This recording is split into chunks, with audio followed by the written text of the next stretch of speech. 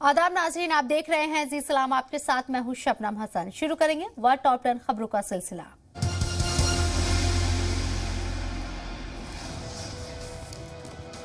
Ukraine की मुख्तलिफ वजारतों की वेबसाइट पर हुआ साइबर अटैक। देर रात वजारत खारजा, सिक्योरिटी व डिफेंस काउंसिल और कई काबीना वज़रा की वेबसाइट हुई है। हुकूमत और इत्तेहादियों ने यूक्रेन के खिलाफ मजीद जारहाना कार्रवाइयों का जारी किया इंतबाह। वजारत खारजा के तर्जुमान अभी ये कहना कब्ल अज वक्त है कि साइबर अटैक के पीछे कौन है। ताहम उन्होंने कहा है कि रूस माजी में इस तरह के साइबर हमले करता रहा है। रूस इन इल्जामात की तरदीद करता है। शुमाली कोरिया ने फिर किया मिसाइल टेस्ट। मकामी वक्त मुताबिक 2:50 पर किया मिसाइल टेस्ट। जनूबी कोरिया के ज्वाइंट ऑफ चीफ स्टाफ और जापान कोस्टल गार्ड के मुताबिक शुमाली कोरिया ने बैलिस्टिक मिसाइल का तजुर्बा किया है। गुज़िश्ता 10 दिनों के दौरान ये तीसरा मौका है जब शुमाली कोरिया ने मिसाइल टेस्ट किया।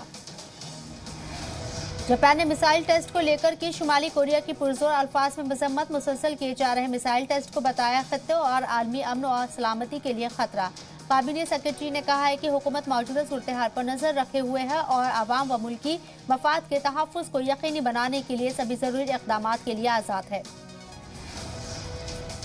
हालिया मिसाइल टेस्ट के पेश नज़र अमेरिका ने शुमाली कोरिया पर आयद की नई पाबंदियां। प्योंगयांग ने की वाशिंगटन के इस फैसले की तनकीद। पाबंदी को बताया इश्तियाल अंगेज कार्रवाई। वजारत खारजा ने कहा है कि शुमाली कोरिया को ये हक हासिल है कि मुल्क की सलामती को यकीनी बनाए। वजारत खारजा की जानिब से जारी बयान में कहा गया कि उसका इरादा पड़ोसी मुल्कों पर हमला करने का नहीं।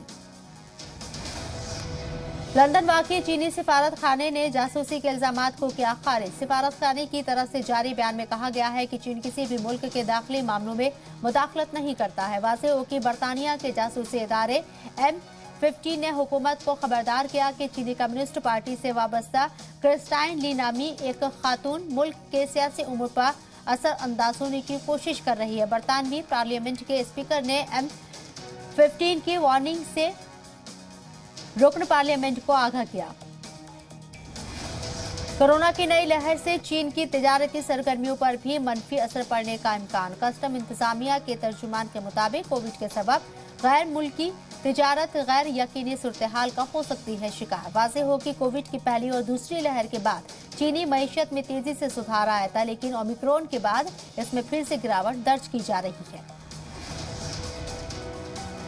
ओमिक्रॉन के पेश नजर हांगकांग में बैरूनी मुसाफिरों के दाखिले पर लगी पाबंदी। 16 जनवरी से 15 फरवरी तक आयद रहेगी पाबंदी। तकरीबन 150 ममालिक से आने वाली परवाजों पर आयद की गई पाबंदी। हाई रिस्क जुमरे में शामिल मुल्कों से आने वाले शहरियों के दाखिले पर गई है पाबंदी। वाज़ेह हो कि 2022 में अब तक हांगकांग में ओमिक्रॉन के 50 से ज्यादा मामलों की हो चुकी है तस्दीक। ऑस्ट्रेलिया में गर्मी ने तोड़ा 6 दहाई पुराना रिकॉर्ड। मगरबी ऑस्ट्रेलिया में पारा पहुंचा 50 डिग्री सेल्सियस से ऊपर। पिलबारा और मार्डी में 50.5, जबकि साहली शहर ऑन्स्लो में 50.7 डिग्री सेल्सियस रहा दर्जा हरारत। 62 सालों बाद ऑस्ट्रेलिया में पड़ी इतनी शिद्दत की गर्मी। ऑस्ट्रेलिया हुकूमत ने टॉप सीडेड नोवाक जोकोविच का दूसरी दफा मंसूख किया वीजा। कोविड वैक्सीन न लेने की बिना पर किया वीजा मंसूख। इमिग्रेशन वजीर एलेक्स हवाकी ने खुसूसी इख्तियारात का इस्तेमाल करते हुए वीजा किया मंसूख। वीजा मंसूख होने के बाद ऑस्ट्रेलिया ओपन में शामिल नहीं हो सकेंगे जोकोविच। जोकोविच का वीजा मंसूख करने के फैसले का ऑस्ट्रेलियाई वजीर आजम स्कॉट मॉरिसन ने किया दिफा। कहा ऑस्ट्रेलियाई अवाम के तहफ़्फ़ुज़ के लिए इमिग्रेशन वजीर ने लिया जोकोविच का वीजा मंसूख करने का फैसला। इसकी जानिब से जारी बयान में कहा गया है कोविड बहरान के ऑस्ट्रेलियाई अवाम की कुर्बानियों के पेश नज़र इमिग्रेशन वजीर ने सही फैसला किया।